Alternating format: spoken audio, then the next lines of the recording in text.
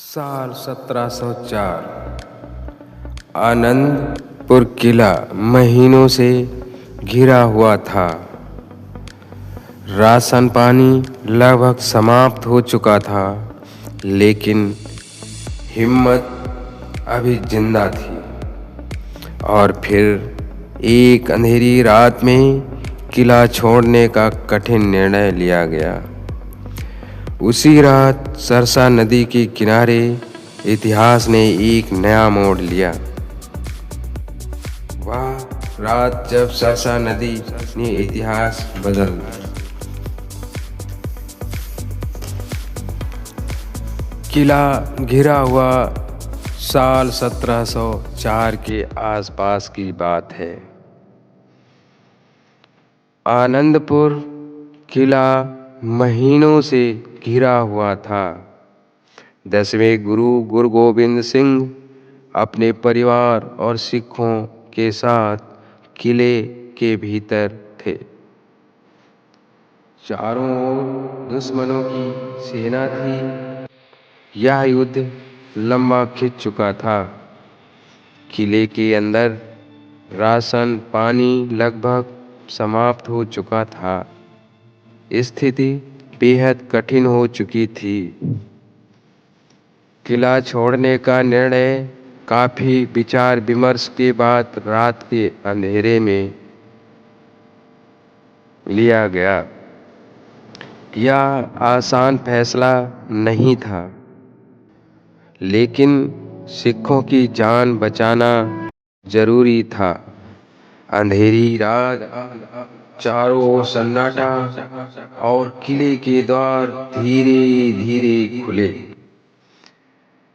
सरसा नदी का दृश्य जैसे ही जत्था धीरे धीरे आगे बढ़ा, सरसा नदी के पास दुश्मनों ने हमला कर दिया। बारिश के कारण नदी उफान पर थी। पानी तेज बह रहा था। इसी अफरा तफरी में परिवार बिछड़ गया। माता गुंजरी जी और छोटी साहबजादे अलग हो गए। इतिहास का यह क्षण बेहद दर्दनाक था। बिछड़ने का दर्द, अंधेरी रात, तेज बारिश, बहता हुआ पानी, चारों ओर युद्ध की आवाजें। हर कोई अपने प्राण बचाने की कोशिश में था। लेकिन उस रात केवल एक परिवार नहीं, बल्कि पूरा सिख इतिहास नई दिशा में बढ़ रहा था। इतिहास में अमर रात। सरसा नदी की वह रात सिख इतिहास का अमर अध्याय बन गई। यह केवल एक युद्ध नहीं था, ये आस्था, साहस और त्याग की परीक्षा थी।